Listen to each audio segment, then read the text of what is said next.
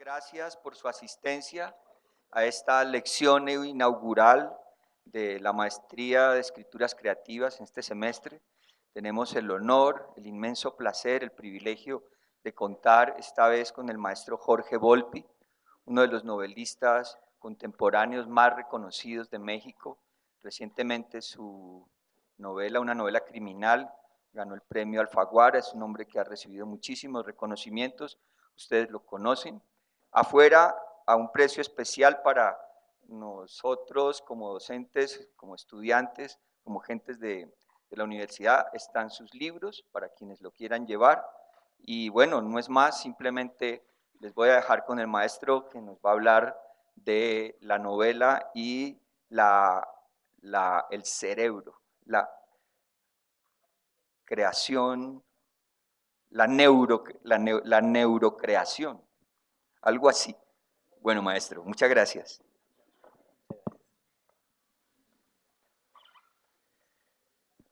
Pues muy buenos días, muchísimas gracias a todos por estar aquí. Quiero agradecerle enormemente a Carlos la invitación que nos ha hecho para estar aquí en esta maestría en escritura creativa. Muchísimas gracias por estar otra vez en la Universidad Nacional de Colombia. Estuve el año pasado en otras funciones aquí en este mismo edificio y recorriendo la universidad, y ahora en este curso rápido de 5 días. Les cuento brevemente por qué titulo a esta charla con ustedes Neuroliteratura, y procedo entonces, digamos, a hablar un poco sobre este tema. Tiene que ver todo, desde luego, en principio, con mi fascinación por el mundo de la ciencia. Yo creo que yo me defino mucho más por lo que no soy que por lo que sí soy. Y soy esencialmente un científico frustrado y un músico frustrado. Entonces, lo que más me hubiera gustado ser es o un científico o un músico. Si se me apareciera Mefistófeles y le pudiera vender mi alma, como no creo en ella, se la vendería con toda facilidad para que me convirtiera en científico o en director de orquesta. Pero como eso no ocurre, afortunadamente tenemos precisamente el mundo de la ficción, el mundo que me permite y nos permite vivir otras vidas al mismo tiempo que la nuestra. Nuestra vida humana es siempre limitada, nuestra conciencia es única, solo tenemos la propia, pero es justo la ficción aquella única herramienta que nos permite vivir otras vidas además de la propia, y que nos permite imaginar que tenemos acceso a otras conciencias además de la nuestra. Esta frustración por el mundo de la ciencia me llevó a escribir en primera instancia una novela, En busca de Klingsor, sobre el mundo de la física. Lo que yo quería ser cuando era niño era físico, que yo imaginaba sobre todo astrónomo, cosmólogo. Ese mundo era el que me fascinaba, ese mundo que Carl Sagan, a quien yo seguía religiosamente, describía como el mundo de lo más grande y de lo más pequeño, de lo más grande de las galaxias, de las constelaciones, de los agujeros negros, o de lo más pequeño, las partículas subatómicas. Y creo que escribiendo esa novela pude vivir esa otra vida que quería de científico, de físico. Pero muy pronto me di cuenta de que aunque es posible tratar de entender las consecuencias generales de la física, y particularmente de la física cuántica, que era lo que me interesaba, en el fondo siempre me iban a faltar las matemáticas necesarias para lograrlo. Entonces, cuando más adelante decidí que quería seguir investigando otros temas de ciencia, me di cuenta de que en el lado de la física o de las matemáticas no iba a llegar ya mucho más lejos. Y en cambio empezó a interesarme profundamente el mundo de la neurociencia. Un mundo en donde podía intentar por primera vez escribir en torno a la ciencia, no desde la ficción, sino desde la no ficción, no desde la ficción, sino desde el ensayo literario que se convierte también en ensayo científico. Y a fin de cuentas, así es que empecé a explorar un área bastante poco estudiada de la relación entre la neurociencia y la creación, que es la de la neurociencia y la ficción, en particular la ficción literaria, pero en general todo tipo de ficciones. Un tema que, sí, unos cuantos científicos, neurocientíficos, y uno o dos escritores, David Lodge, el escritor inglés satírico que es muy divertido, también se ha interesado mucho por el mundo de la neurociencia, pero en realidad hay muy pocos que estudian la ficción vinculada con la neurociencia. Es decir, cómo funciona nuestro cerebro a la hora de producir ficciones y cómo funciona nuestro cerebro a la hora de consumir ficciones, que en realidad significa vivir ficciones. Mi estudio sobre estos temas me ha hecho dar varios cursos en varios lugares, primero en Santander, en España, luego en la UNAM, en México, donde soy profesor, y en algunos otros lugares, y luego escribir un pequeño librito que se llama Leer la mente, el cerebro y el arte de la ficción, del que deriva un poco lo que les voy a decir ahora, con algunos añadidos que he ido incorporando en estos últimos años desde la publicación de este librito, que es un libro de divulgación científica sobre este tema en particular de la neurociencia y la ficción. La consecuencia final, que es a la que llegaré también al término de esta charla, espero, es esta. Nosotros, los seres humanos, somos esencialmente seres ficcionales.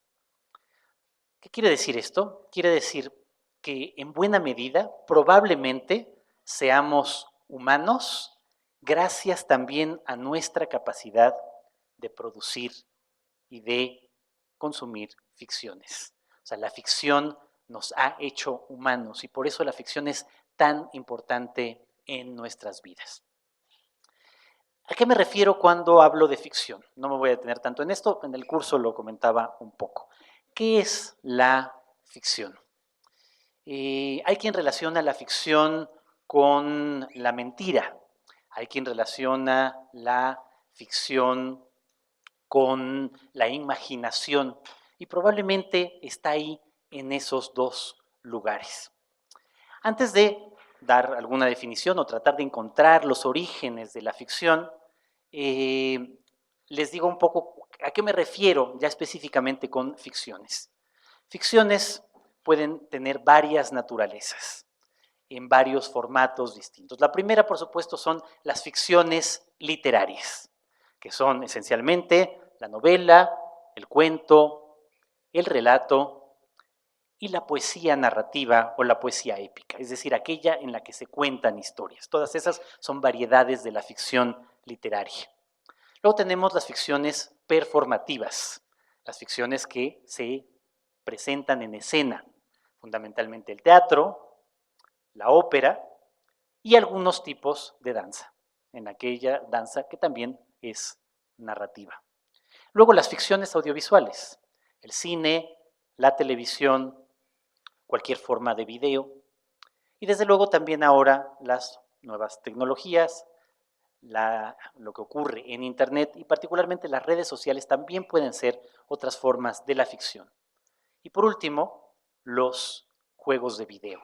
Los juegos de video también son variedades de la ficción. Todos estos forman esta enorme familia ficcional que hemos desarrollado los seres humanos y que consumimos todo el tiempo.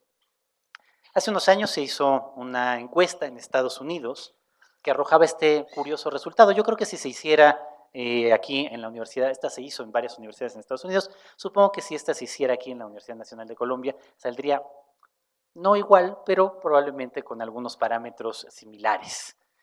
Supongo que mexicanos y colombianos tenemos algunas diferencias en este sentido con los estadounidenses, pero la encuesta es significativa y es particularmente graciosa también. Les preguntaban a los alumnos de las universidades, fíjense, alumnos de universidades en Estados Unidos, o sea, que tienen más o menos sus mismas edades de los estudiantes que están aquí, ¿cuánto tiempo le dedicaban en promedio al día a consumir ficciones? Y en promedio, estos estudiantes consumían ficciones entre 6 y 7 horas al día. Y luego les preguntaban, ¿y en promedio cuánto tiempo le dedican al sexo cada día? y decían 5 minutos. Esto refleja algo muy extraño, que somos una especie rarísima comparada con las demás especies animales. La mayor parte de las especies animales se dedican sobre todo a reproducirse en la realidad. Nosotros, en cambio, nos dedicamos sobre todo a reproducirnos en la ficción. Y esto es sumamente extraño, ya desde ahí hay algo extraño. ¿Por qué le concedemos tal importancia a las ficciones? Claro, estos estudiantes, ¿a qué se referían consumir ficciones? A todo. A leer, a ver videos, a estar en redes sociales y a jugar videojuegos, 7 horas al día. En cambio, pues sí, en promedio, 5 minutos al sexo. ¿Por qué le damos esta importancia central a las ficciones? Hace unos años, un novelista al que admiro mucho, Paul Auster, en un discurso en el que recibía el premio Príncipe de Asturias, decía algo con lo que estoy radicalmente en desacuerdo. Él decía, lo maravilloso de las ficciones, de las novelas y de las ficciones en general, es que no sirven para nada. Yo quisiera esta charla desmontar esto. Al contrario, las ficciones sirven para muchísimas cosas y por eso son esenciales en nuestras vidas. No es algo accesorio, no es solo un entretenimiento, no es pura diversión, no es arte por el arte. Las ficciones tienen necesariamente, si les dedicamos tanta energía, si hemos producido tantas miles de ficciones, alguna función evolutiva. Tiene que ser así. La evolución, como ustedes saben, es una de las grandes ideas de la humanidad, una de las ideas más peligrosas que se le ha ocurrido a cualquier ser humano, como decía Richard Dennett, porque es aquella idea que nos permite explicarlo casi todo sin la intervención divina. Y explicar casi todo tiene que ver justamente con este proceso de selección natural y con este proceso por el cual solo los más aptos sobreviven y los menos aptos se extinguen. Y en esa medida, si tenemos la ficción y nuestra capacidad de producir ficciones, probablemente, ese es el punto, esa es la hipótesis, se trate de una adaptación evolutiva que nos ha servido profundamente como especie y que nos ha hecho, por lo tanto, ser humanos. ¿Cómo nace la ficción? ¿Cómo pudo haber nacido la ficción? Se lo contábamos hace unos días a los alumnos, ahora lo repito en dos vertientes. ¿Cómo podemos ver dónde nace la ficción? Bueno, podemos imaginar cómo pudo haber nacido la ficción entre nuestros antepasados prehistóricos y podemos ver cómo nace la ficción entre los niños. Dos formas de ver dónde están las ficciones. La primera, hagamos este muy rápido relato de cómo pudo haber nacido la ficción entre nuestros antepasados homínidos prehistóricos. Están un grupo, una tribu en una cueva, en esa cueva ya hay fuego tal vez, y uno de los miembros de la tribu empieza a contar una historia.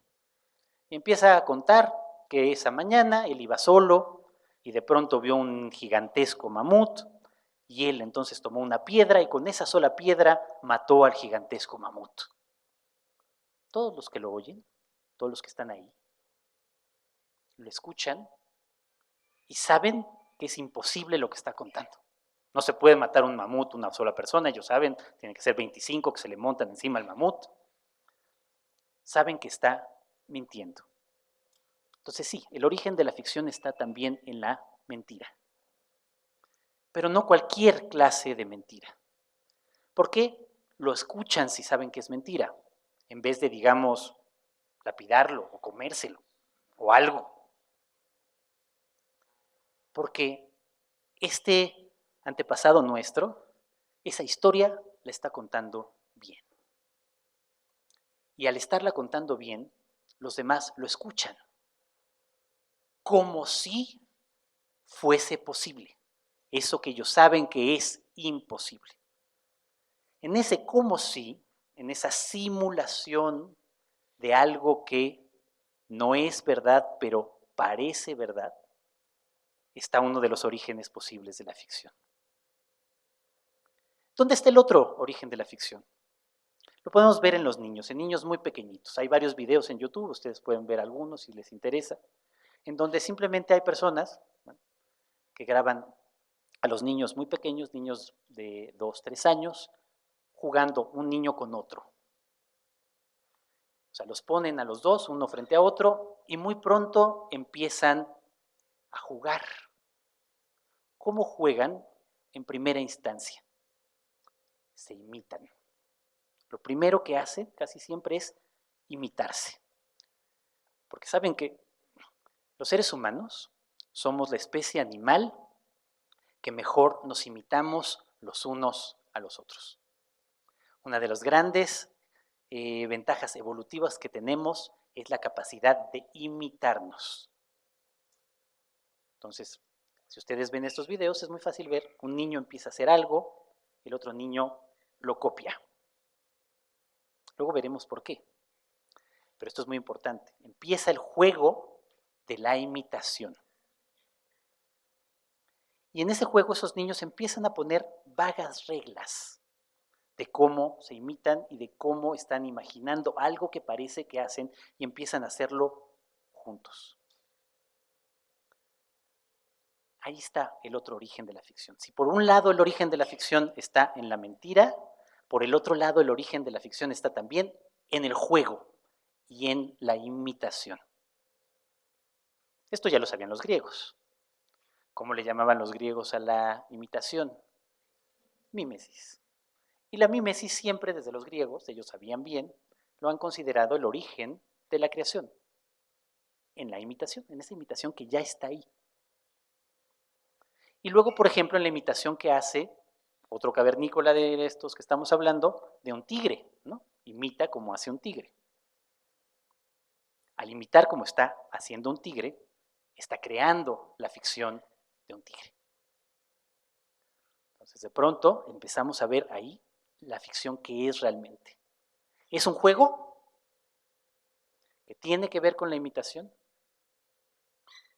Y es un juego que tiene que ver con la imitación que produce mentiras, mentiras que derivan a su vez de la imaginación, pero mentiras que tienen una forma precisa que los hace parecer verdades. Entonces, la ficción es un juego evolutivo porque este juego tiene una función social. ¿Qué transmite la ficción a través de la imitación? Patrones de conducta. Patrones de conducta que los seres humanos, esos seres humanos primitivos, y luego nosotros también vamos pasándole de una persona a otra, de una comunidad a otra, de una generación a otra. Patrones socialmente relevantes. Si esto es así, pues entonces ya tenemos ahí unas claves de por qué la ficción es importante. O sea, la ficción es importante porque este juego evolutivo de producir mentiras verosímiles da ganancias a ese grupo social. Vamos hacia otro lado, para seguir abundando en el tema. Vamos a ver cómo se producen estas ficciones en nuestro cerebro. Les preguntaba a los alumnos el otro día, pero aquí se los vuelvo a preguntar. Los que ya me oyeron, pues entonces no tienen que responder. ¿Para qué sirve esencialmente el cerebro humano? ¿Para qué sirve nuestro cerebro, que es tan grande, nuestra corteza cerebral tan grande? Para pensar, para recordar, para sobrevivir. Bueno, para todo eso sirve el cerebro. Pero otra vez, el cerebro humano es una ganancia evolutiva que para algo nos tiene que haber servido. Dominamos el planeta. Para alguna función tendría que tener esta cabeza tan grande. Esta cabeza tan grande que, como les decía a mis alumnos, hace que los niños humanos siempre nazcan prematuros. O sea, nacen prematuros porque no son capaces de sobrevivir solos. No son capaces de sobrevivir solos porque nacen antes de tiempo, entre otras cosas. ¿Por qué nacen antes de tiempo? Porque si no, la cabeza de los niños no pasaría por las pelvis de las mujeres. Entonces, esto que es tan raro, de que hay que cuidar a los niños chiquitos porque si no se mueren, ¿a cambio de qué? O sea, ¿qué nos ha dado esta corteza cerebral tan grande como ganancia evolutiva frente a los demás para hacernos sobrevivir y dominar el planeta? Sí, el cerebro, por supuesto, sirve para pensar, sirve para recordar, pero no es esa su principal función evolutiva. La principal función evolutiva del cerebro es la capacidad que tenemos, infinitamente superior a la de cualquier otra especie, que nos da nuestra enorme corteza cerebral, de adelantarnos al futuro, de prever el futuro. Para eso sirve esencialmente nuestra corteza cerebral humana, para ser capaces de predecir el futuro. Lo hacemos bastante mal, pero mucho mejor que cualquier otro animal, precisamente por esta construcción y esta arquitectura del cerebro, hecha por 80,000 millones, hay quienes dicen 1,000, 80,000 millones de neuronas conectadas, todas entre sí, en simultáneo. Nuestro cerebro evolucionó precisamente para ser capaces de predecir enormemente el futuro. Dicen los neurocientíficos, y es más bonito decirlo así, que el cerebro es sobre todo una máquina de producción de futuros, una máquina de futuros.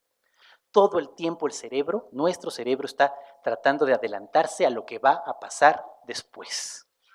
Así está construida la arquitectura misma del cerebro.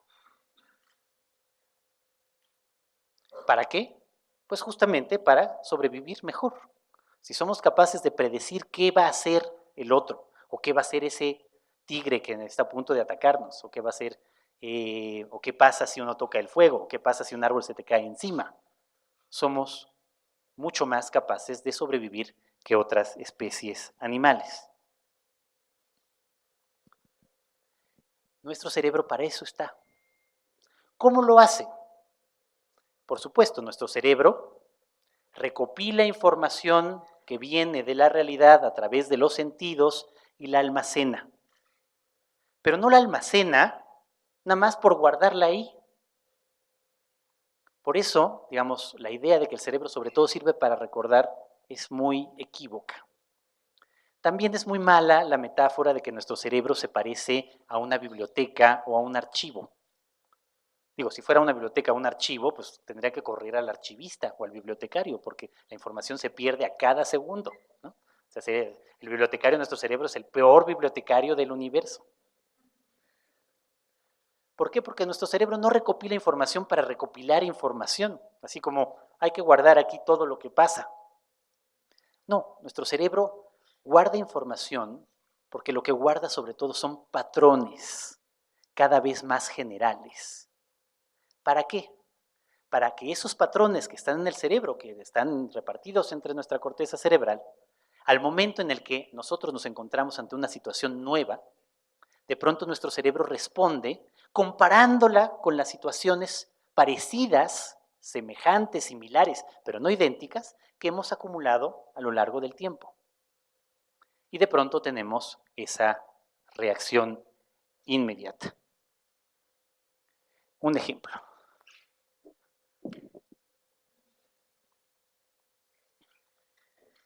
Para que un robot haga lo que hizo Gaby, se necesita programarlo con enorme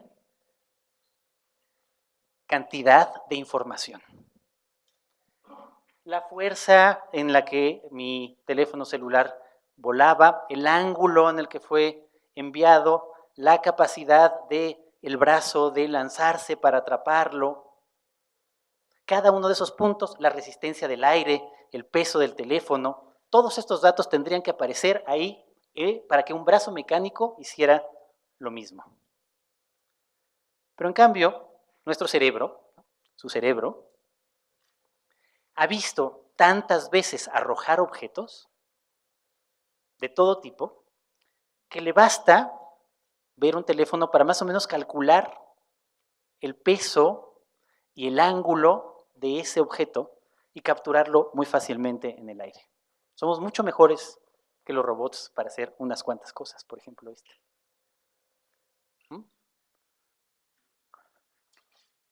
Eso mismo intenta hacer el cerebro todo el tiempo. Claro que para otras cosas no es tan efectivo, ¿no? O sea, para atrapar un objeto en el aire sí, mucho mejor que los robots.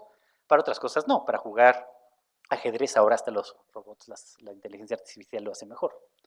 Pero, digamos, en nuestro desarrollo, esta capacidad de prever el futuro está basada en miles y miles de veces que hemos visto cómo se arrojan objetos de distintas maneras, todas las veces que nosotros lo hemos hecho y todas las veces que hemos visto que otros lo hacen. Y todo eso está allí almacenado en el cerebro. Y al momento en el que viene la situación, incluso inesperada, como esta, uno es capaz de reaccionar con enorme facilidad y rapidez. Bueno, nuestro cerebro hace esto todo el tiempo, todo el tiempo, todo el tiempo. Todos sus cerebros ahorita están tratando de adivinar cuál es la palabra que voy a decir. Ahora, a continuación, ahorita, en mexicano. A propósito. Todo el tiempo, ustedes van a estar, yo, tratando de predecir cuál es el siguiente chiste que yo voy a hacer. Yo estoy tratando de predecir si se ríen y no se ríen tanto, pero bueno, eso, digamos, tampoco es que haga stand-up comedy. Pero, digamos, la capacidad de adelantarse a lo que va a ocurrir después. Esta capacidad de adelantarse a lo que va a ocurrir después es el origen de la imaginación. O sea, la imaginación es justamente la capacidad de producir patrones de futuro a partir de los recuerdos del pasado. ¿Los recuerdos cómo funcionan? Bueno, nosotros almacenamos la información y el cerebro tiene una especie de brocha con la que barre los detalles que no son tan importantes. Esa brocha normalmente le llamamos olvido. El olvido no es un error del cerebro, porque eso nos parecería, ¿no? O sea, ¿por qué no me acuerdo exactamente de qué hice hace un año? Pues porque no es relevante para el cerebro. Para nosotros sí, a lo mejor, pero para nuestro cerebro, de términos evolutivos, no es relevante. ¿Para qué saber con detalle? Digo, hay quien sí lo sabe, porque tienen capacidad, digamos, de memoria muy aguda, pero muchísimos otros no. ¿Para qué saberlo?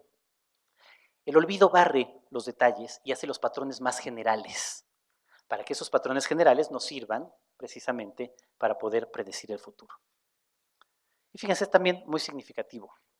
En el cerebro, el mismo órgano del cerebro, el hipocampo, una piececita que parece tener forma como de caballito de mar, es el mismo órgano encargado de rescatar los recuerdos del pasado y también es el mismo encargado de detonar las imágenes del futuro. O sea, en nuestro cerebro el pasado y el futuro están mezclados. Es decir, que de los recuerdos a la imaginación están ahí, flotando. Y esa capacidad de imaginar es justamente, viene sobre todo de esta capacidad de tratar de predecir qué va a pasar a continuación.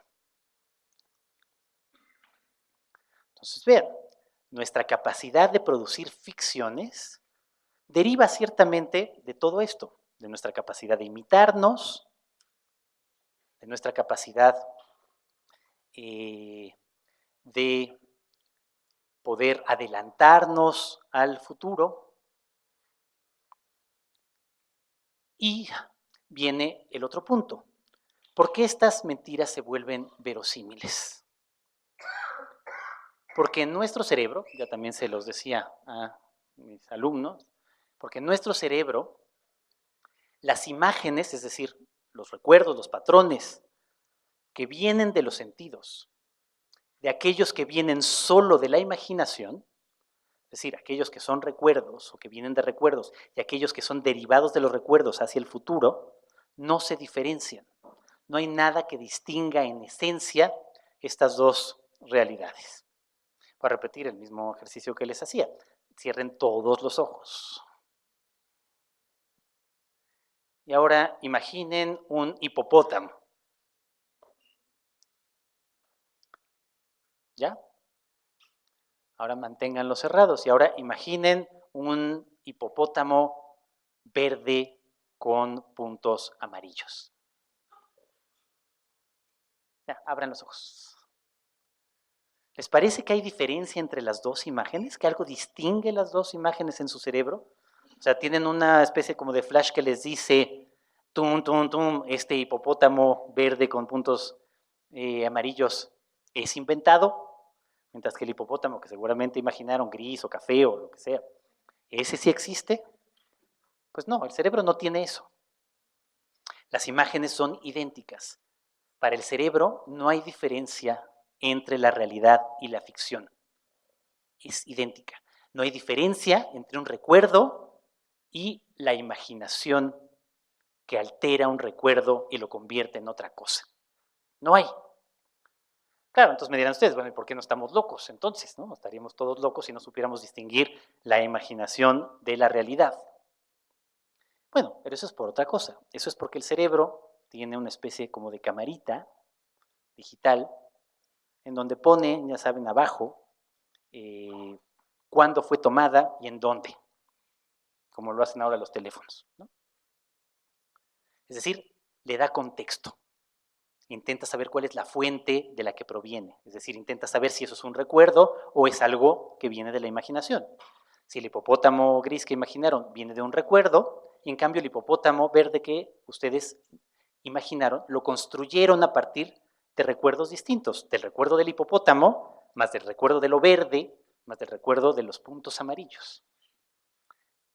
Pero no hay diferencia sustancial, simplemente que el cerebro sí puede decirles, bueno, el hipopótamo, porque lo hemos visto en miles de documentales o porque lo vieron en el zoológico. En cambio, el hipopótamo verde, ustedes saben que solo lo imaginaron porque yo se los pedí. Pero muchas veces ocurre que se pierde este vínculo. A ustedes, igual que a mí me ha pasado. O sea, la idea de que a veces me acuerdo de algo y no sé si alguien me lo contó, yo lo viví, lo vi en una película, lo leí en una novela, ya no sé, porque se ha perdido la atribución. A veces pasa. Y si se pierde la atribución, ya no sabemos si eso que estamos teniendo en la mente es un recuerdo o incluso es falso y nunca estuvo en la realidad, sino lo estamos imaginando. A veces incluso, o lo soñé, esa es otra, ¿no? A veces sí lo soñé. Entonces, fíjense cómo se va armando todo esto. Tenemos las ficciones. Son juegos evolutivos que transmiten patrones socialmente relevantes. Estos juegos tienen que ver con la imitación, estos juegos tienen que ver con la transmisión de esta información, estos juegos tienen que ver también en la ficción con adelantarse al futuro y construir escenarios de futuros posibles. Y una vez construido ese escenario de futuro posible, lo podemos vivir como real porque nuestro cerebro no distingue la realidad de la ficción. Estamos ya más en el panorama de qué es esto de la ficción y por qué es tan relevante para los seres humanos. Siguiente punto de esta reflexión. Todo esto ocurre en nuestro cerebro. Todo esto ocurre en nuestro cerebro, cuya arquitectura, como les decía, está construida en paralelo, en simultáneo. Los 80,000 o 100,000 millones de neuronas están conectadas todas entre sí. Y para poder hacer esto, para poder cachar, atrapar el teléfono, para poder predecir el futuro, se activan en simultáneo. Por eso las computadoras, digamos, las robóticas actuales, lo hacen con redes neuronales, no con una computadora normal que es lineal, sino en simultáneo para tratar de cumplir tareas complejas como lo hace nuestro cerebro. Bueno, de esa misma manera, nosotros, en la arquitectura del cerebro, es esa arquitectura en paralelo. Y sin embargo, aunque la arquitectura es en paralelo, yo, y probablemente ustedes también, yo tengo la sensación de que veo las cosas yo en línea, linealmente, unidireccionalmente. Y esto es muy extraño. ¿Por qué? ¿Por qué mi conciencia es lineal si la arquitectura del cerebro es en paralelo? O sea, ¿de dónde surgió en el cerebro la idea de que la conciencia es lineal y que sigue la línea del tiempo, a diferencia del cerebro cuya arquitectura está en paralelo? Es decir, ¿qué es la conciencia? A esto se le llama en neurociencia, the hard problem, el problema difícil, el problema de la conciencia. Hay neurocientíficos que dicen que ni siquiera existe la conciencia, que no nos preocupemos. O sea, ¿qué es eso de la conciencia? ¿Dónde está? ¿Se puede medir? ¿Hay que hacerle un escáner al cerebro, ¿no? Para ver dónde está la conciencia? No. Entonces hay quien dice ni siquiera existe. Otros dicen más adecuadamente, ¿qué es la conciencia? La conciencia es lo que se siente cuando uno tiene un cerebro lo suficientemente grande. Parece una propiedad emergente del cerebro. O sea, parece una propiedad emergente de este conjunto vastísimo de neuronas que al actuar en paralelo generan fenómenos que no se prevén desde el inicio. Y uno de ellos podría ser la conciencia. Hay más explicaciones. Hay quien dice que la conciencia deriva quizás de nuestros antepasados homínidos, nuestra conciencia humana, que en realidad utilizaban plantas psicotrópicas, que esas plantas psicotrópicas que se comían sin saberlo muy bien, genera algo que se convierte en la conciencia. Hay otros que dicen que no, que es más bien una especie, como si el cerebro fuera una computadora, la metáfora sería que es una especie de virus. Un virus se metió ahí en el sistema en paralelo y ese virus nos hace creer que la vida es en simultáneo, que la vida es en lineal y no en paralelo, aunque esto sea falso. ¿Qué es la conciencia? Esencialmente la conciencia es lo que llamamos autoconciencia, la capacidad de vernos a nosotros mismos. Esto es lo que Douglas Hofstadter llama un bucle extraño, la capacidad de algo de ser autorreferencial. Nuestro cerebro, dicen los neurocientíficos, es un cerebro híbrido. Nuestra mente, no nuestro cerebro, nuestra mente es híbrida. Porque ¿qué es la mente? La mente sería la conjunción de la arquitectura del cerebro, los 80,000 millones de neuronas, más lo que producen esas 80,000 millones de neuronas. ¿Qué producen esas 80,000 millones de neuronas? ¿Qué es lo que producen todo el tiempo nuestras neuronas? Bueno, las sinapsis los conectan, pero ¿qué producen las ideas? Lo que producen las neuronas son ideas. Ideas que provienen de los sentidos, igual, ¿no? O sea, y lo que antes ya los llamábamos imágenes, ahora los estamos llamando ideas. ¿Por qué ideas? Porque las imágenes no siempre son visuales. Imágenes parece que habla de algo visual. Idea, en cambio, puede ser una idea visual o puede ser una idea abstracta. Esas las produce nuestro cerebro. Esas ideas que produce nuestro cerebro, por alguna extraña razón, parece que de pronto se volvieron capaces de verse a sí mismas. Son ideas autorreferenciales. Y eso, dicen algunos, podría ser la explicación de la conciencia. Desde luego aquí no hay una prueba científica de nada de esto que les estoy diciendo. O sea, la conciencia, el yo, no se ubica en ninguna parte específica del cerebro. Entonces es rarísimo. ¿Por qué tenemos un yo si no está en ningún lado? ¿Y de qué está hecho el yo? Pues parece que de este conjunto vastísimo de ideas autorreferenciales. O sea, ¿qué es lo que pasa entonces cuando aparece, digamos, este virus de la conciencia o del yo? Que lo que era en paralelo de pronto se vuelve lineal o sucesivo.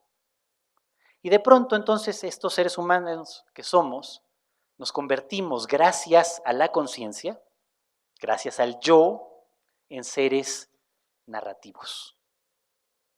¿Qué es narrar? Ordenar hechos en el tiempo.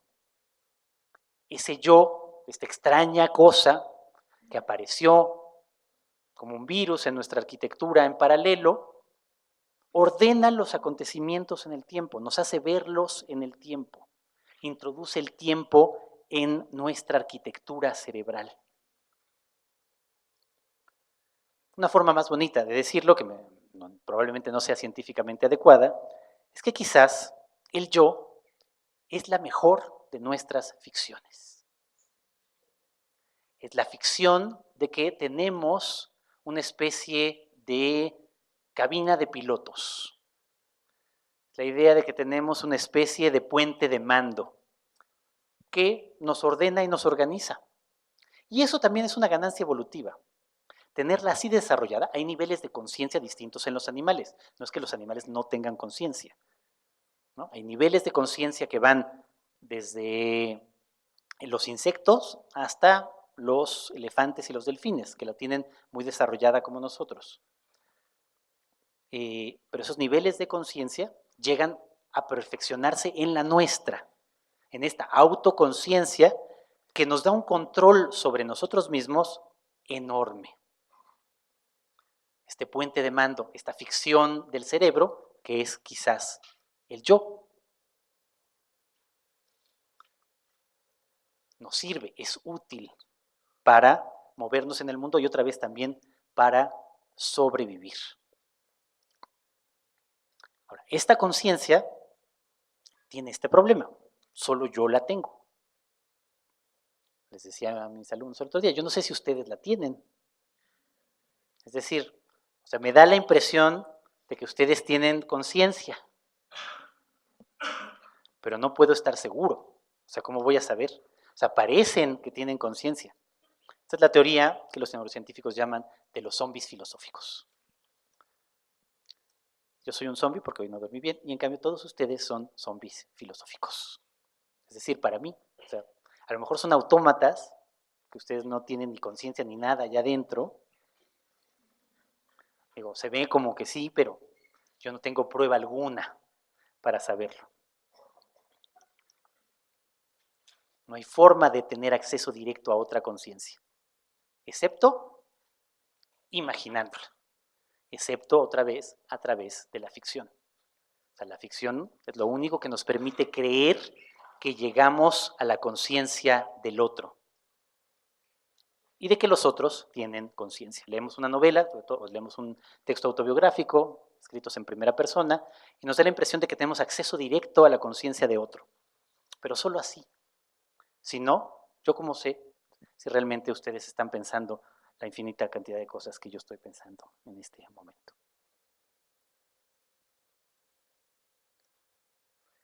Un punto más. Todo lo que sabemos, todo lo que nos ocurre, solo pasa aquí adentro. Es decir, allá afuera pasan cosas, pero no tenemos acceso a esas cosas más que a través de los sentidos que lo llevan a nuestro cerebro.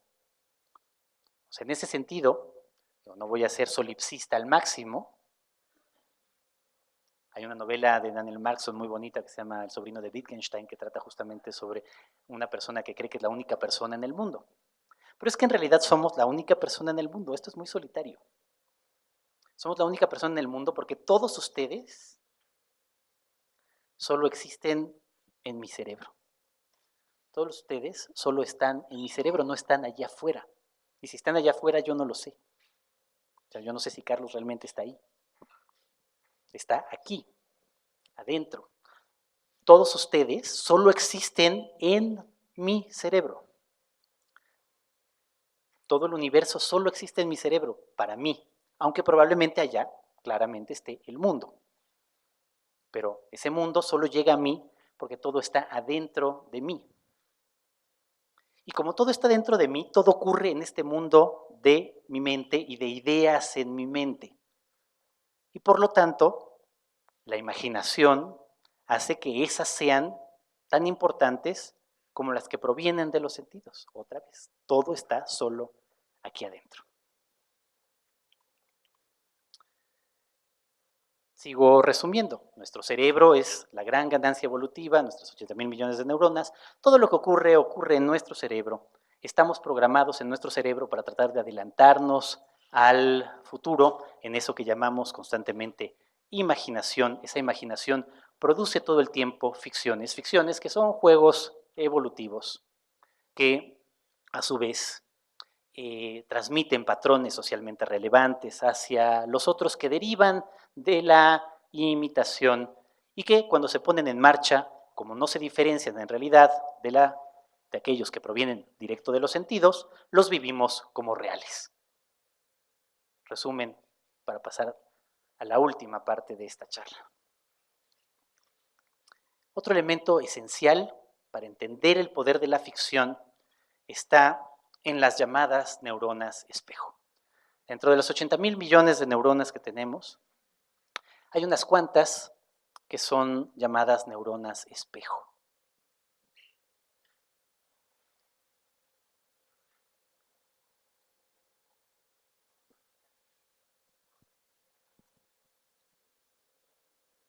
¿Cuáles son estas neuronas espejo?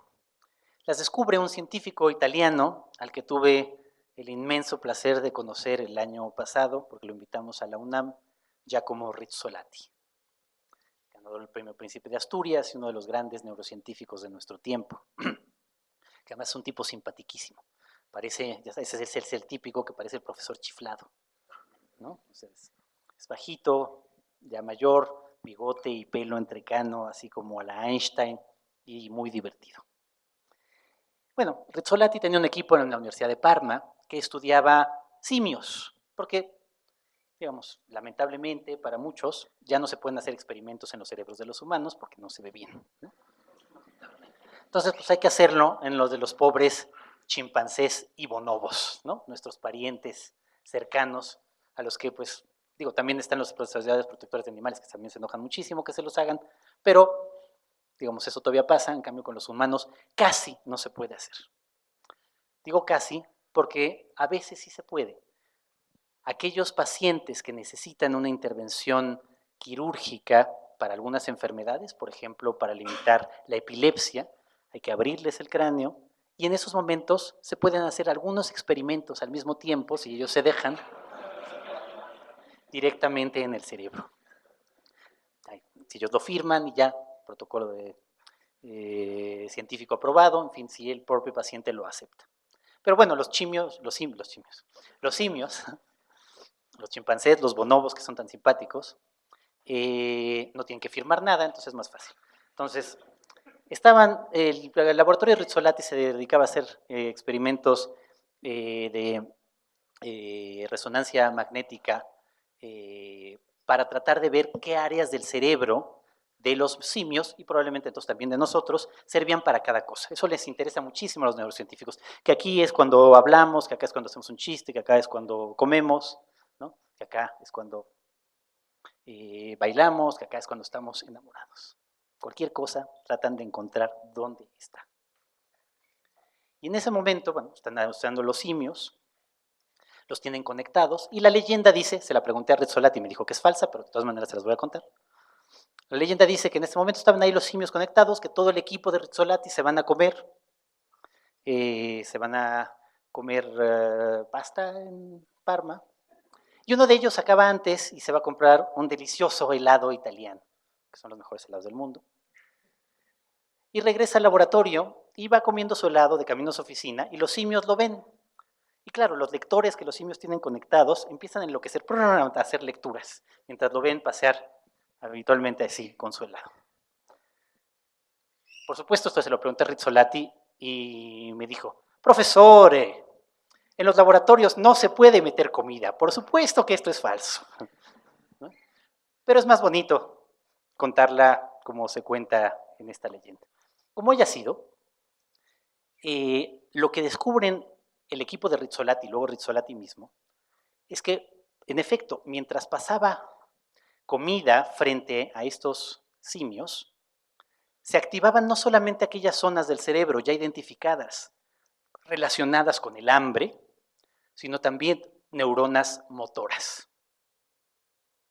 O sea, las que sirven para el movimiento de los músculos. Y se pregunta Rizzolatti, ¿por qué cuando ve comer a alguien, helado o lo que fuese, se activan neuronas motoras? Que además se activan, pero no mandan la señal correspondiente a los músculos. O sea, qué extraño. Y empiezan a estudiarlas y se dan cuenta que estas neuronas son las neuronas de la imitación a la que nos referíamos al principio. O sea, las neuronas de espejo en realidad son neuronas de la imitación. ¿Cómo funcionan? Se activan en todos nosotros, también la tienen los simios, también se ha comprobado que la tienen los elefantes, los delfines. Cuando ven a otro agente parecido moverse. Cuando digo agente parecido, significa que no solamente tiene que ser uno de nuestra especie. O sea, si nosotros vemos a un simio, también se activa, pues se parecen un poco a nosotros. Si vemos un robot como Citripio, también se activa. Con Arturito no, pero con Citripio sí, también se activan. Si vemos una caricatura, también se activan, porque se parece a nosotros, ¿no? Cualquier movimiento que veamos, nuestro cerebro lo repite todo el tiempo. O sea, si yo hago ahorita esto, todos ustedes, ¿no? Hasta los más serios como Guido, todos ustedes, interiormente están haciendo aquí la ola. Interiormente. Es decir, tus neuronas espejo, interiormente hacen que tú hagas el mismo movimiento que yo en tu cerebro.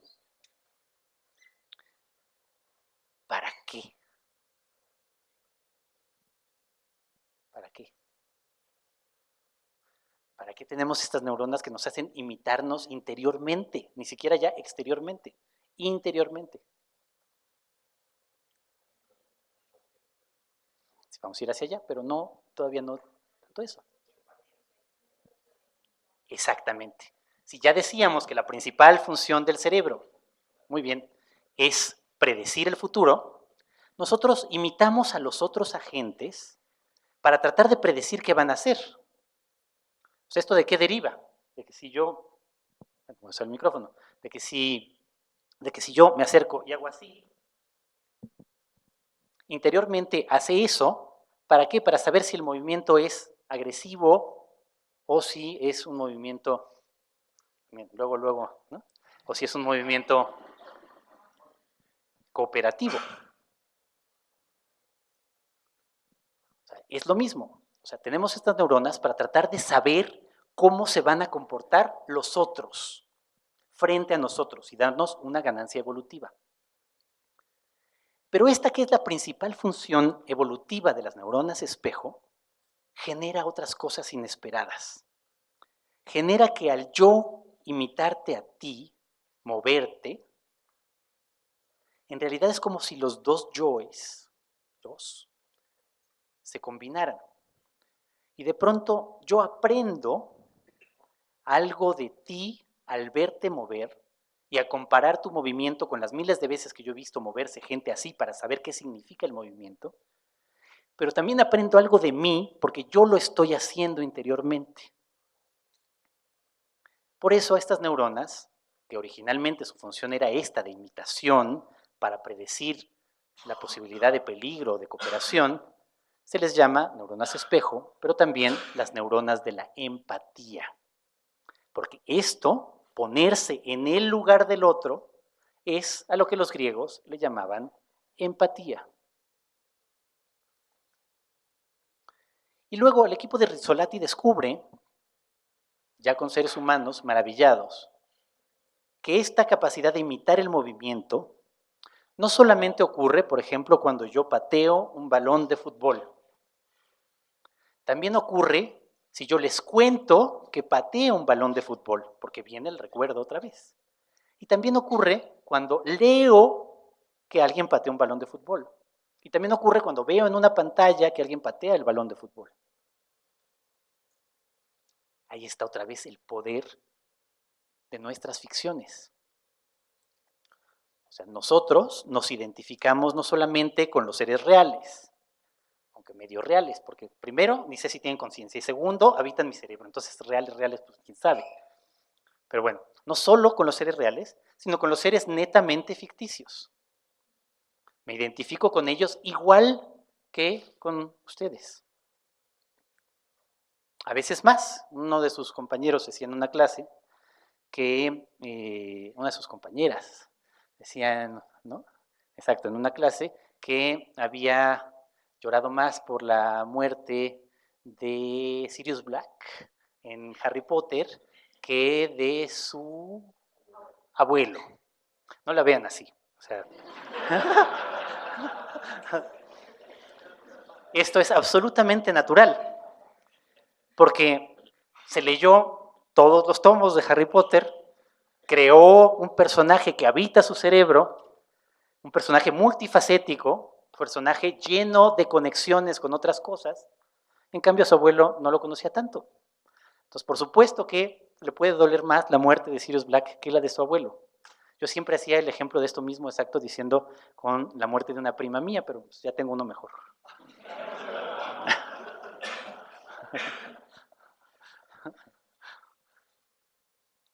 Los personajes de ficción se vuelven en nuestro cerebro tan reales como los otros.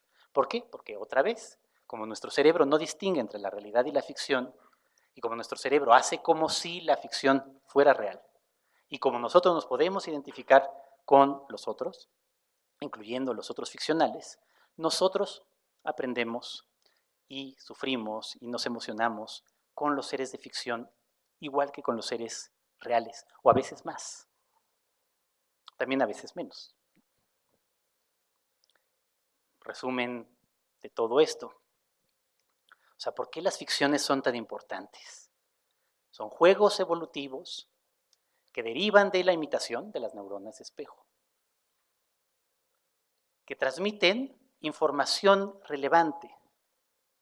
¿Por qué? Porque en las ficciones casi siempre, bueno, en las ficciones siempre hay al menos un personaje, alguien a quien le ocurren cosas, cosas que no me ocurren a mí, sino a él, o ella, o eso. Al yo imaginarlas, o al yo observarlas, o escucharlas, de pronto se genera ese fenómeno de empatía, con el cual soy capaz de experimentar solo así una infinita cantidad de cosas que mi pobre conciencia solitaria no puede. O sea, gracias a esto, los patrones que digo socialmente relevantes, ¿qué son? Modos de comportarse, modos de actuar, reacciones posibles, sentimientos. Esto es muy obvio para aquellas de ustedes que lloran en las películas. O sea, ¿por qué va a llorar en una película? En una película no tiene ningún sentido llorar en las películas. O sea, son personajes que no existen. No, o sea, es clarísimo. No llora en las películas porque la película se vuelve real en alguna medida y porque vivimos ese personaje como si fuéramos nosotros, porque nuestras neuronas espejo lo están imitando todo el tiempo. Y al imitarlo, aprendo cosas, pero también siento cosas que no sentiría normalmente. Y todo esto me prepara para el futuro. Es decir, las ficciones nos preparan para la vida y nos hacen infinitamente más complejos e infinitamente más humanos.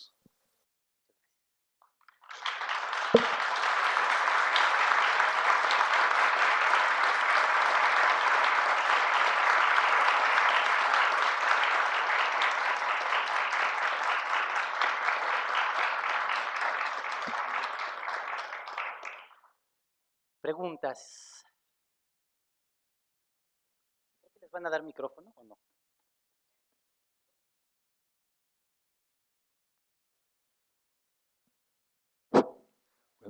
Gracias, maestro Satizábal. Enteré por el correo. Yo soy pues, un raro aquí porque soy físico teórico, es más, físico cuántico, doble pecado. Y bueno, conocía de usted porque, pues, por mi cercanía con México, en donde he estado en la UNAM precisamente en algunas ocasiones. Pero para no alargar la historia, porque habrá muchas preguntas, lo que usted desafortunadamente llegó un poco tarde, como nos pasa muy a menudo a los colombianos, pero la parte que escuché me dejó realmente en la imaginación, se activaron todas mis neuronas espejo, por supuesto, pero además recuerdo, no porque lo traiga de lejos, sino porque estoy trabajando sobre eso, de una amenaza inminente que viene con lo que se denominan, algunos llaman la cuarta revolución industrial, yo digo que es equivocado llamarla así. Se podría llamar revolución tecnológica, pero en realidad es una revolución cultural. Y el alegato ahí es si esas máquinas inteligentes van a llegar a ser más inteligentes que nosotros. para no entrar en ese debate que es muy largo, y ojalá que podamos darlo aquí, profesor Orizaba, cito a Stanislas de Jaén, que seguramente lo conoce, el profesor Volpi, es del Colegio de Francia. Y bueno, me sorprende porque yo no sabía que usted se hubiera metido mucho en el terreno de las neurociencias, lo conocía como escritor, pero pues qué bueno, yo como físico teórico pues también me he metido un poco en este terreno. Y entonces la discusión la plantea Stanislas de Jaén precisamente en esos términos.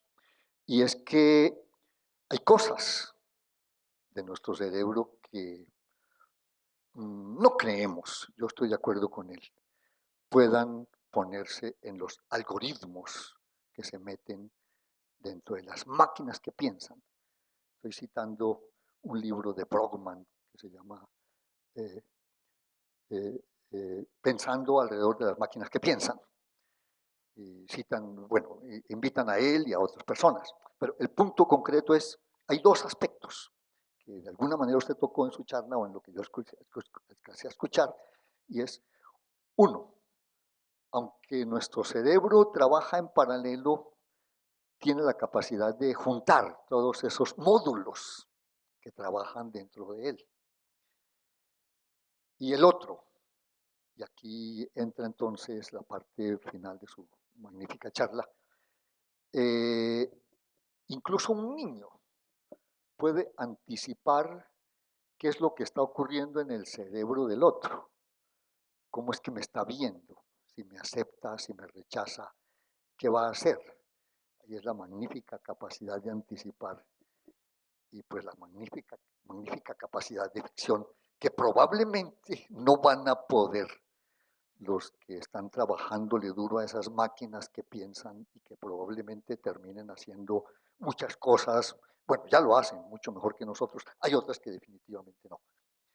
Entonces, quería poner ese punto y escuchar un poco más su opinión alrededor de ese tema que me parece muy importante porque, pues sí, es una tremenda amenaza, no solo porque va a dejar sin empleo dentro de algunas décadas a las 3/4 partes de la población o algo así, o sea, ya tendríamos que anticiparnos con un movimiento ludista, ¿verdad?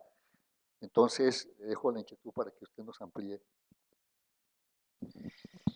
Este es un debate sumamente interesante que tiene que ver con la inteligencia artificial que deriva de muchas de estas cosas. Y hay dos posiciones, digamos, encontradas al respecto, simplemente teóricas. Hasta ahora ninguna máquina ha pasado el test de Turing, digamos que es esta prueba diseñada por Alan Turing para ver si es posible que una máquina sea ya una máquina pensante. Ustedes saben, es el test de Turing, que tiene que ver con una persona conectada a dos computadoras y del otro lado de esas computadoras están conectadas a su vez una solo a una máquina de inteligencia artificial y la otra a una persona. Y el sujeto le puede hacer cualquier clase de preguntas a ambas. Y si no sabe cuál es la máquina, cuál es la persona, por lo tanto la máquina pasaría el test de Turing, porque las preguntas pueden ser de cualquier tipo. Y hasta ahora ninguna máquina ha sido capaz de pasarla.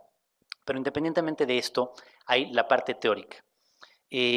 Para los, digamos, simplemente materialistas extremos, que asumimos que el cerebro es solo materia, no, materia más energía derivada de la materia, en fin, pero bueno, esencialmente solo materia, pues no habría ningún impedimento físico para replicarla en otra parte si la complejidad es la misma. Y tendría, si la complejidad es la misma, uno podría suponer que podría reaparecer también esa propiedad emergente, que es la conciencia, en una máquina, si hay esa misma complejidad.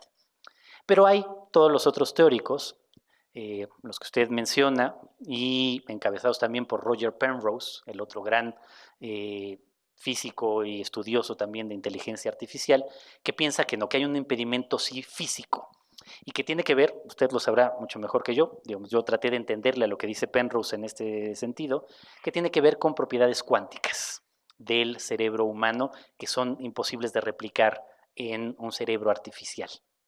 Ahí están simplemente esas dos posiciones sobre la posibilidad o no de la construcción de máquinas no vamos a decir inteligentes, sino máquinas tan inteligentes como nosotros, porque inteligentes en muchos sentidos pues ya son. Los teléfonos no, los teléfonos son bastante idiotas, aunque les digamos inteligentes, pero digamos, redes neuronales inteligentes ya hay, ¿no? ¿Más preguntas? Aló. Querido Jorge, muchas gracias por tu charla y me parece que hay una síntesis exquisita de complejidad y sencillez en lo que has dicho y se agradece mucho eso. Quisiera preguntarte qué podrías tú aportar desde la neurociencia en la formación precisamente de gente que escribe ficción. Precisamente, pues todos nos preguntamos cuando estamos sentados con los alumnos, ¿cómo hacemos para que nuestras ficciones sean mejores? Faltaba más. Esa es la idea, ¿cierto? Me gustaría saber qué aportaría la neurociencia en este momento para eso. Qué bueno que me lo preguntas. Había querido decirlo y se me olvidó, entonces ahora, gracias a tu pregunta, también tiene que ver con esto. Otro gran estudioso de estos temas es Daniel Kahneman, un neurocientífico israelí que ganó el Premio Nobel de Economía por sus muchas reflexiones en torno al cerebro. Tiene este libro fantástico que se llama Cerebro Rápido, Cerebro Lento, que es fascinante para quienes se dedican a la creación de cualquier tipo. Al decir Kahneman cerebro lento y cerebro rápido, se está refiriendo a lo mismo que yo llamaba cerebro de arquitectura en paralelo y conciencia lineal. Para cualquier tipo de creación, pero muy particularmente para la creación literaria, es bueno saber cómo funcionan ambos, porque ambos son esenciales para ver cómo creamos. Nuestro cerebro rápido es evidentemente el paralelo, es mucho más rápido. Es este para atrapar el celular, pero también es el que completa de inmediato un mundo entero a partir de los patrones que ya tiene para predecir el futuro. Este cerebro rápido se le ha hecho poco caso últimamente, sobre todo digamos en el siglo XIX positivista o así, porque en realidad es el que normalmente llamamos intuición. O sea, la intuición deriva del cerebro rápido, que no es intuición en otro sentido, es una forma de conocimiento. El cerebro rápido se aproxima a la realidad de una manera completamente distinta que la conciencia lineal, que el yo. Los dos son esenciales para crear, por ejemplo, para escribir, vamos a decir, una novela. ¿Qué se necesita para escribir una novela? La combinación adecuada de los dos tipos de cerebro. O sea, de usar los dos tipos de cerebro, y otra vez, digamos, de usar los dos tipos de cerebro con cierta conciencia del cerebro lento, porque el otro no la tiene, ¿no? O sea, la conciencia está en el cerebro lento. Entonces, ser conscientes de que tenemos ese cerebro lento, además tenemos el cerebro rápido. ¿Para qué sirve el cerebro lento? En la vida real, en la vida cotidiana, nos sirve para muy pocas cosas. La mayor parte de las actividades que hacemos en el día a día las hace nuestro cerebro rápido. Porque si no, pues seríamos muy lentos, ¿no? O sea, si yo uso mi conciencia para caminar, o sea, mi yo para caminar, entonces tendría que hacer así este paso y luego este paso, y luego ver que aquí hay una escalera y entonces subir, etc. Eso no lo hace nuestro cerebro lento, no lo hace el yo, lo hace este cerebro en automático, que es el cerebro rápido. Y lo hace realmente muy rápido, ni siquiera hay que hacer mucho esfuerzo. Lo mismo pasa exactamente para la creación. Hay que dejar que la mayor parte del trabajo la haga el cerebro rápido. ¿Qué tiene que hacer entonces el cerebro lento? Pues para lo que está hecho el cerebro lento, que es para planear y para corregir. O sea, planear y corregir es la parte del yo y de la conciencia. Uno planea lo que va a escribir y uno corrige una vez que ha escrito. Lo otro que hace el cerebro lento, nuestra conciencia. Diseñar, ¿qué? Decir, inventar rápidamente, o sea, lo más rápido que puede hacer el cerebro lento, un personaje, ¿no? Por ejemplo, o una situación. Pero una vez que hemos decidido el personaje o la situación, hay que dejar que el cerebro rápido complete la escena y el personaje, porque lo hace mucho mejor. Lo hace en automático. Si antes se hablaba de las musas, era porque parece que alguien nos dicta. A mí sí me parece. O sea, yo muchas veces estoy escribiendo y me sorprende a mí mismo porque escribo lo que escribo, porque yo no era lo que yo pensaba que iba a escribir. Y eso es porque el cerebro rápido está en acción y es el que funciona por encima de la conciencia. Y es el que va avanzando rápido y es el que completa las cosas. Entonces, una primera regla. Quienes son hipercríticos consigo mismos es porque tienen un exceso de cerebro lento. Porque tienen al cerebro lento todo el tiempo diciéndoles, ¿no? La gente que muchas veces se bloquea porque no le gusta nada de lo que hace, es porque ahí está este yo, que Freud llamaría super yo, si es que existiera, pero bueno, el super yo es una ficción de Freud. Bueno, sí, el yo, ahí está todo el tiempo de metiche diciendo, no, mira, esto está fatal, mejor corrige aquí, etc. Y no, mejor dejen actuar a su cerebro rápido un buen tiempo, lo va a hacer solito.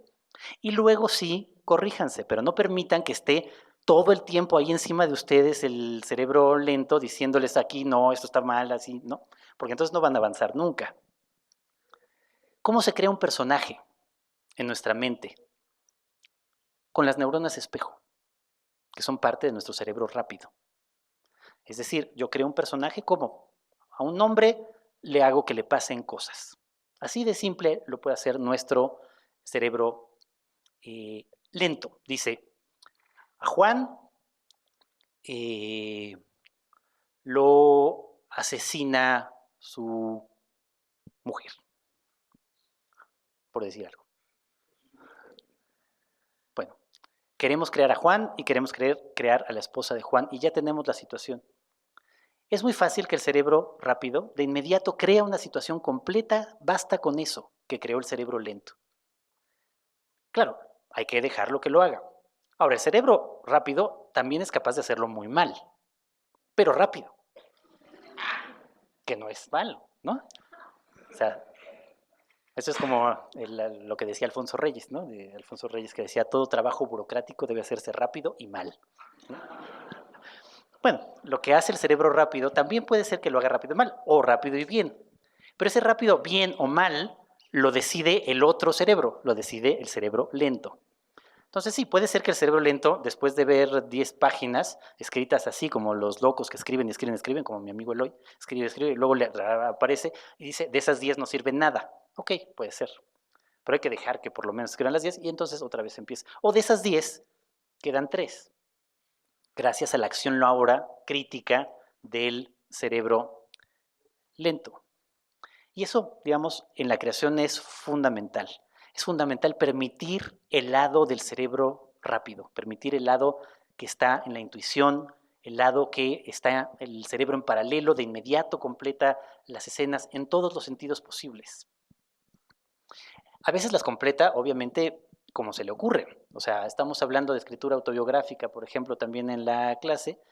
Uno rescata un recuerdo y si lo quiere contar y se lo deja al cerebro rápido, pues a lo mejor el cerebro rápido lo que hace es modificar por completo el recuerdo.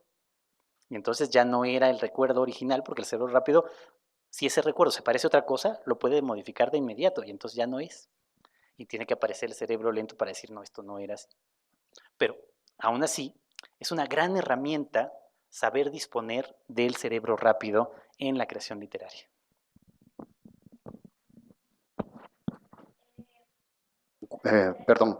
¿Con cuál de sus personajes usted ha hecho mayor empatía acá? ¿Perdón? ¿Con cuál de sus personajes usted ha hecho mayor empatía? Eso es difícil de saber, o sea, es más bien uno tiene ciertos personajes favoritos. Yo tengo un personaje favorito que es una chica que se llama Oksana, que aparece en mi novela que se llamaba No será la Tierra y ahora se llama Tiempo de Cenizas porque le cambié el título. ¿Por qué? Pues porque es un personaje que me gusta particularmente. Ahora, ¿que tengo más empatía con ella? No sé. Espero que sí, porque de todo ese libro creo que es el mejor personaje. A lo mejor era por justo tener más empatía y capacidad entonces de ponerme ahí y de poder narrarlo mejor, por la empatía desarrollada con el personaje.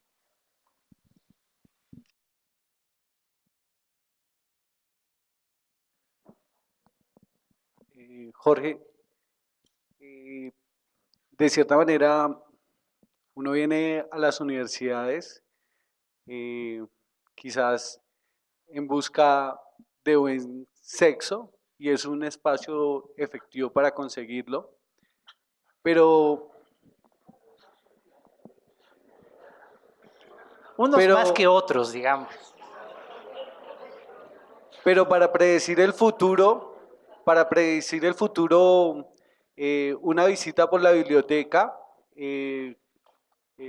por ejemplo, con un libro de Jorge Volpi, podría ser una ayuda. En ese orden de ideas, la pregunta se centraría, y la que le quiero hacer es, ¿qué papel juega la obra de Borges y especialmente también de otro argentino, de Sábato, alrededor de la construcción de las ficciones?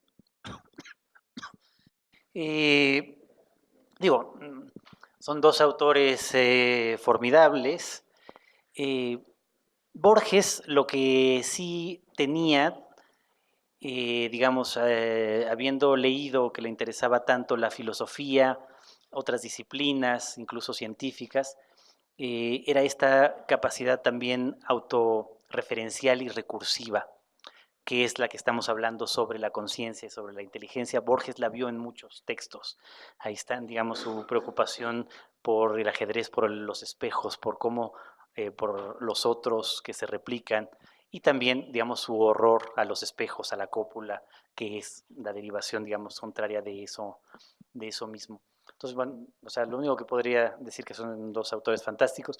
Sábato era matemático de profesión, ¿no? Que esa es otra cosa, físico nuclear de profesión, o sea, era un científico también que escribía, lo cual no sé si se nota en lo que escribe, a lo mejor quienes sean científicos lo pueden notar más, pero digamos, ahí había una mente doble literaria y científica.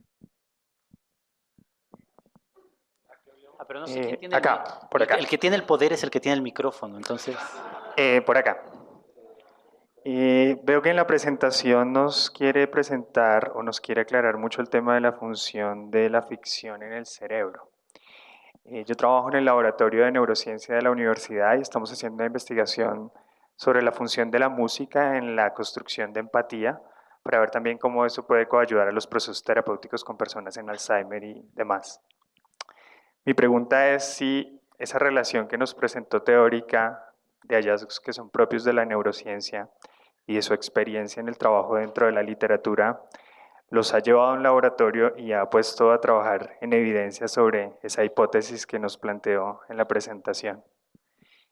No, ahora en la UNAM, además de ser profesor, soy el responsable de cultura de la UNAM, coordinador de difusión cultural de la UNAM, y tenemos un programa amplio de ciencia y literatura, y en general de ciencia y arte, y entre ellos ahora estamos por lanzar en mayo un diplomado sobre neurociencia y arte, en donde varios neurocientíficos participan que sí han hecho este tipo de experimentos. Digo, yo no, porque no soy neurocientífico, aunque he dialogado con muchos de ellos constantemente.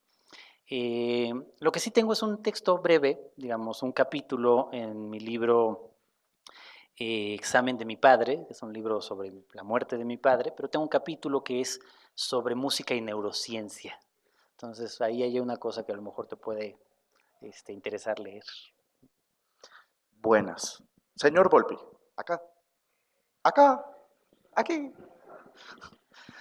Yo quiero saber, dentro de este planteamiento que usted nos ha hecho, ¿cuál sería la función o el lugar del lenguaje?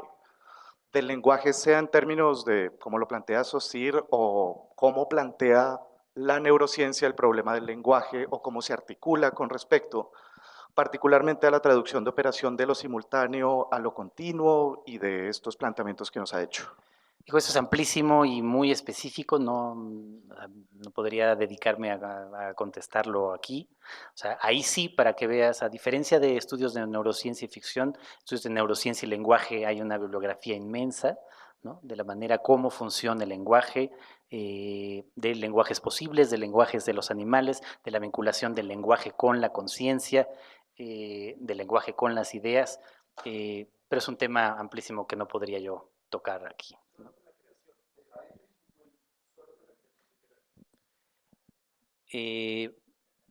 O sea, el lenguaje y la creación literaria.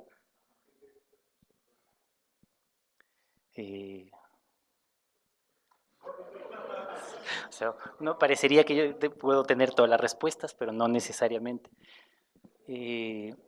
O sea, tiene otra vez, o sea, el lenguaje es a partir del cual surge la creación literaria. Entonces tenemos que ver otra vez todos esos mecanismos neuronales que permiten el lenguaje y que permiten la creación literaria, incluyendo esa doble condición del cerebro rápido y el cerebro lento, que también se articulan para el lenguaje y para la comprensión del lenguaje. O sea, eso también, digamos, es otra parte de cómo el cerebro rápido tiene una acción en el lenguaje también directa y no solamente es el de la conciencia. O sea, es la arquitectura del lenguaje en nuestro cerebro, que tantos lingüistas y neurocientíficos han estudiado, tiene que ver también con esa, digamos, doble ubicación del lenguaje dentro del cerebro rápido y el cerebro lento. Gracias.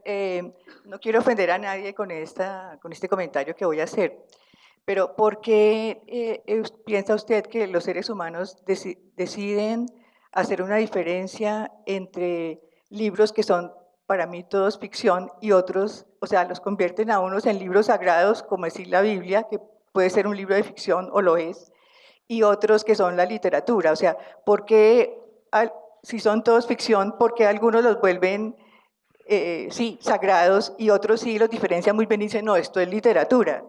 Bueno, esa es otra parte, digamos, que tiene que ver más sociológica, tiene que ver con la necesidad de, o sea, los mitos derivan de esta misma capacidad ficcional.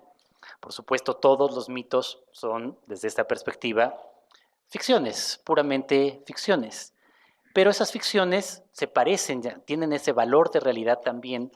Y ideológicamente para ciertos grupos era importante tener una serie de ficciones compartidas y de prácticas hacia esas ficciones que intentaban explicar lo inexplicable, el mundo, la realidad, lo que fuera. Y esas ficciones se convierten en ese tipo de ficciones sagradas. Digamos, poco a poco nos hemos ido dando cuenta de que en realidad también son solo ficciones. Y uno podría imaginar lo contrario, ¿no? O sea, podríamos imaginar un escenario distópico en el que el libro sagrado de una comunidad, por ejemplo esta, pudiera ser 100 años de soledad en vez de la Biblia. Bueno, buenos días. Yo tengo una pregunta, digamos, un poco compleja en el tema de la neurociencia, que va como en dos partes. Al principio usted dice que las personas nos comportamos, asumimos la ficción para tener escenarios que nos sirvan para sobrevivir. Esa es la base evolutiva de aprender ficciones, y eso digamos que se ve en comportamientos como, por ejemplo, cuando uno ve a una persona rascarse, uno se rasca porque tiene un comportamiento evolutivo que le diga, si se está rascando es porque probablemente tiene parásitos, y si tiene parásitos yo podría tener parásitos. Eso es a nivel básico de evolutivo, pero me pregunto qué tanto eso se eleva a comportamientos sociales más complejos. Yo puedo decir que yo invierto en un portafolio de inversión de tal forma porque tengo una neurona de espejo que me dice tal persona lo hizo y eso es suficientemente convencible para...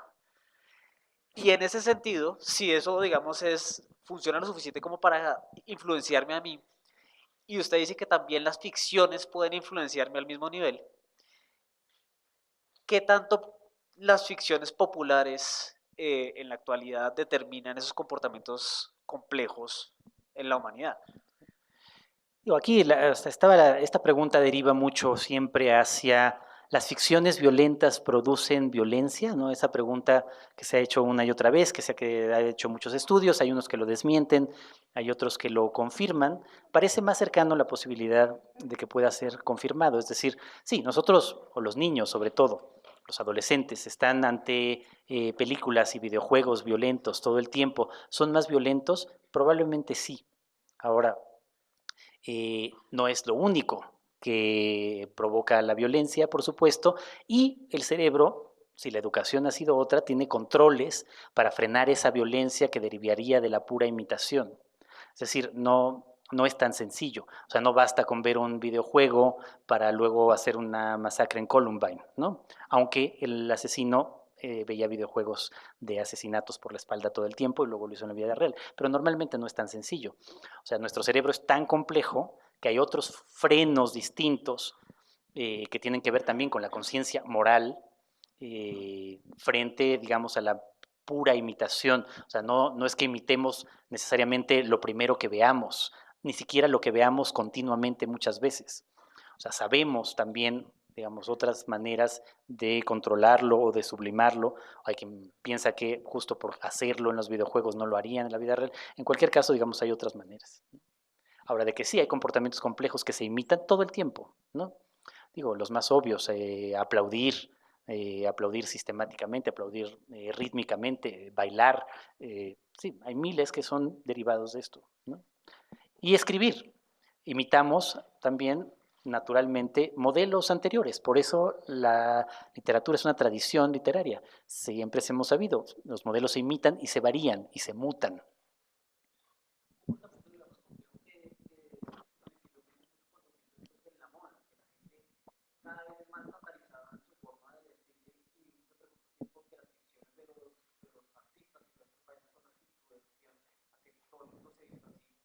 Pues sí, a veces, por supuesto, también hay muchas veces que son las ficciones, o a veces no son las ficciones, sino realmente, digamos, ciertos modelos que se imitan, porque tendemos justamente esta imitación, y tenemos la imitación hacia el liderazgo. O sea, esto que digo de neurociencia también sirve para la neuropolítica. O sea, los políticos ahora utilizan esto todo el tiempo para campañas, para eslóganes, para convencer a la gente de mentiras, que ustedes saben que aquí pasa con frecuencia, etcétera, ¿no? Por fin. Yeah. No, bueno, yo tengo una pregunta y es desde el rol de escritores, teniendo en cuenta que somos una especie de titiriteros de neuronas espejo, por decirlo así. Nuestra responsabilidad en cierta parte sería renovar ese bucle de noción de realidad y futuro posible. En esa medida, la escritura se convierte en algo que es no solo necesario, sino además estudiable desde la neurociencia. Entonces, ¿cómo podemos hacer para tomar conciencia de este rol que tenemos? Porque una vez nosotros escribamos, alguien lo va a leer, alguien lo va a reproducir en su mente y no falta el loco o el cuerdo que lo reproduce en su vida. ¿Cómo hacemos para interiorizar y ser más conscientes de ese rol como escritores que tenemos? Y lo otro, ¿conoce algún ejercicio para apagar ese cerebro lento que está ahí frenando la escritura? No, les voy a decir también que esta va a ser la última pregunta que contesto, porque llevo 3 horas hablando y ya no puedo más. Frente, digamos, a esta parte tan bonita que les he querido decir, las ficciones que nos hacen más humanos, etcétera, también están las que a mí me gusta llamar ficciones criminales. O sea, las ficciones no son positivas necesariamente. O sea, las ficciones también pueden ser ficciones terribles, que crean situaciones terribles. La ficción de que los judíos eran perniciosos para la sociedad alemana, que era una ficción, generó 8 millones de muertos.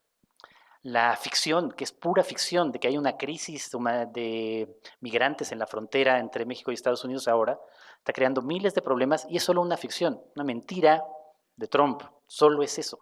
O sea, las ficciones también pueden ser muy peligrosas y hay que combatir las ficciones peligrosas con ficciones que refuercen también la verdad. O sea, al hablar de ficciones no en ninguna medida quiero decir que no exista la verdad en sistemas axiomáticos más o menos, o verdad, digamos, en términos sociales también, o en términos también éticos. No, si eso está ahí.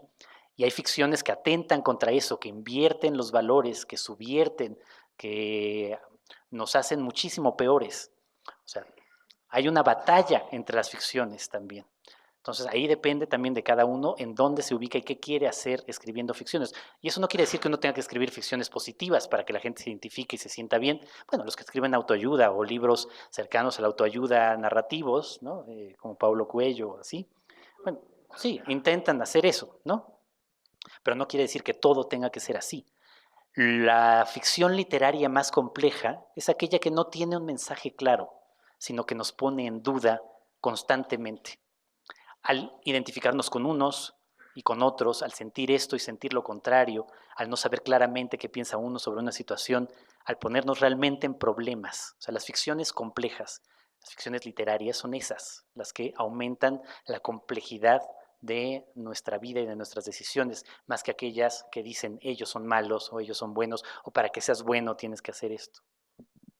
Es difícil que haya, les digo, consejos para, y con eso termino, para el cerebro lento, como impedir que esté ahí de hipercrítico. O sea, simplemente les digo, es un ejercicio que tienen que hacer de dejarse llevar, que es el ejercicio que hace casi cualquiera que cuenta una historia.